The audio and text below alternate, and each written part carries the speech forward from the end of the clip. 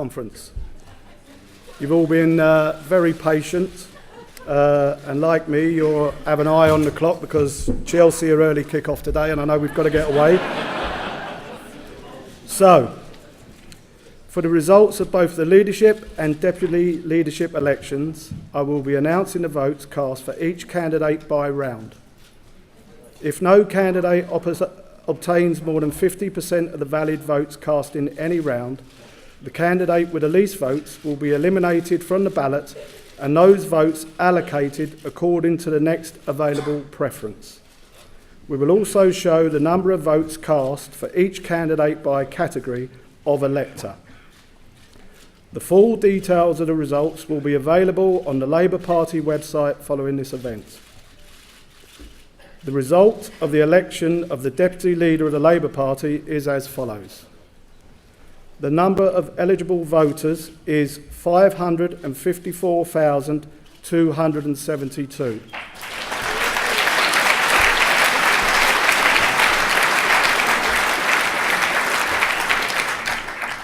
The number of eligible voters casting a vote in this contest was 408,470.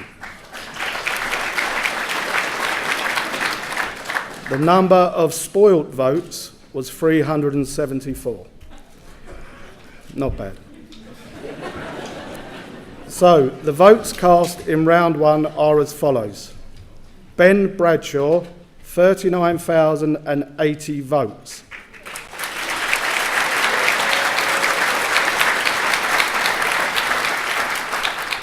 This represents 9.6% of the votes in this round.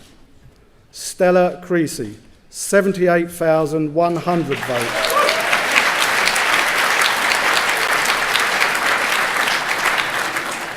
Which represents 19.1% of the votes in this round. Angela Eagle, 66,013.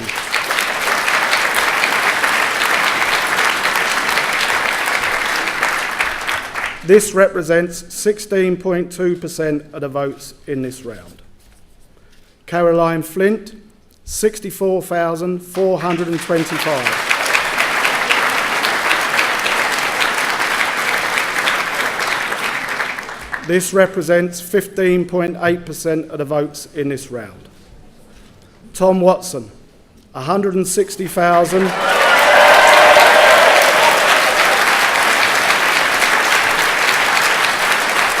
160,852 votes, which represents 39.4% of the votes in this round. On the screens is also shown the breakdown of votes cast in this round for each candidate by members, affiliated supporters, and registered supporters. In this round, no candidate has achieved more than 50% of the vote, and the candidate with the lowest votes, Ben Bradshaw, is eliminated, and their next preference votes will be redistributed in the next round. The votes cast in round two. Stella Creasy, 86,555.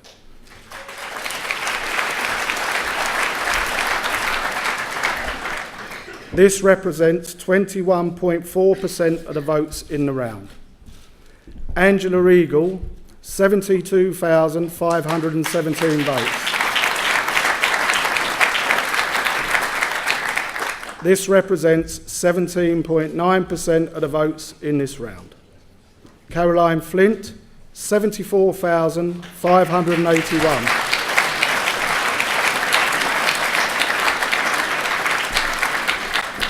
Which represents 18.4% of the votes in this round.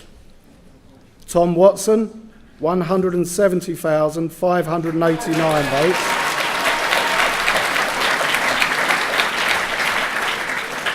Which represents 42.2% of the votes in this round. On the screens is also shown the breakdown of votes cast in this round for each candidate by members, affiliated supporters, and registered supporters. In this round, no candidate has achieved more than 50% of the vote, and the candidate with the lowest vote, Angela Eagle, is eliminated, and their next preference votes will be redistributed in the next round. The votes cast in round 3. Stella Creasy, 103,746, which represents 26.4% of the votes in this round. Caroline Flint, 89,538 votes, which represents 22.8% of the votes in this round. Tom Watson, 198,962 votes, which represents 50.7% of the votes cast in this round.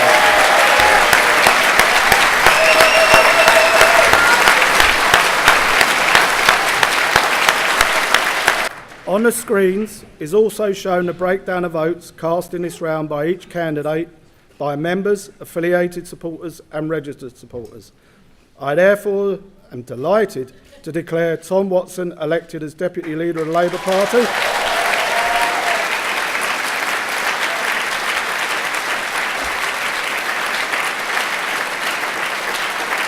And I have the great pleasure of inviting Tom Watson, Deputy Leader of the Labour Party, to address conference. So thanks, Mum. Thanks, Dad. And thank you, Baroness Alicia Kennedy, for being the best campaign director you could ever want in a referendum. And thank you, Roy, her partner of many years, who was a rock. In moments like this, it's impossible to reflect on all the people who made it happen, though. Many of you are here today, and you are loved. And many thousands I haven't yet met are not here, but I want to send my gratitude, humility, and determination to live up to your expectations. And particular thanks to the members of West Bromwich East Constituency Labour Party. We're a family, and I wouldn't be here without your unstinting support. Thanks also to the CLPs, MPs, MEPs, MSPs, AMs, and the hundreds of thousands of members, affiliates, and supporters. Thank you all. It's been a strange campaign, but it's given me time to reflect on early political memories. I remember in the 1972 miners' strike, having it explained to me as a 5-year-old that the lights were going out because Mr. Heath was not paying the miners enough money. Well, in this deputy leadership election, I only received 3 nominations from trade unions. So I'd like to thank the National Union of Mine Workers. I gave you my solidarity as a 5-year-old, and I thank you for returning it back in this selection. And I'd like to thank my friends in ASLEF and the Bakers Union for their support, their nominations too. And though I didn't get their nomination, I'd like to thank my union, Unite, as well as UCAT and the TSSA for their endorsement, which I shared with Angela Regal, a worthy opponent who I hope will have a big say in Labour's next chapter.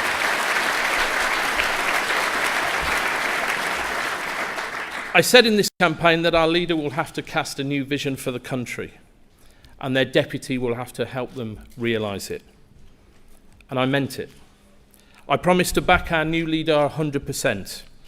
I plan to do exactly that, and I ask you to do the same. Only through unity comes strength, the strength we need to fight the Tories. And be in no doubt, in the Tories' second term, Labour is the last line of defence for the millions of people who suffer in their hands.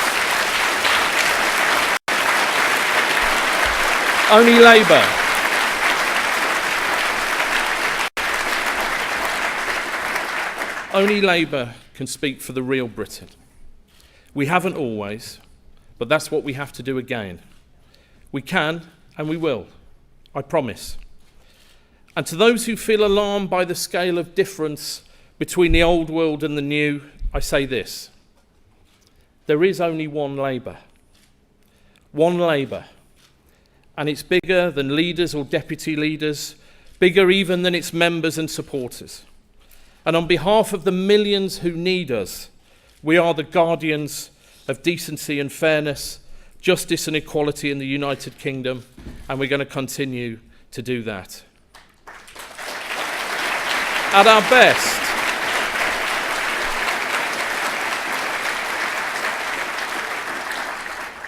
our best, we articulate and embody the common sense compassion of the British people. The no-nonsense belief that things ought to be fair. If you put in when you can, you should get out when you need. Well, we've had a Tory government for too long, but this has never been a Conservative country. British people believe in hard work and a fair crack. Above all, a fair crack. That's not the Tory way. They don't play fair. They believe in the primacy of the market, but their markets are arbitrary and unforgiving, whereas we believe in the wealth it can create, but not in the unfairness that comes if it's not mediated. Yet anybody who thinks there's a contradiction between pro-business and pro-worker doesn't understand either. That's why I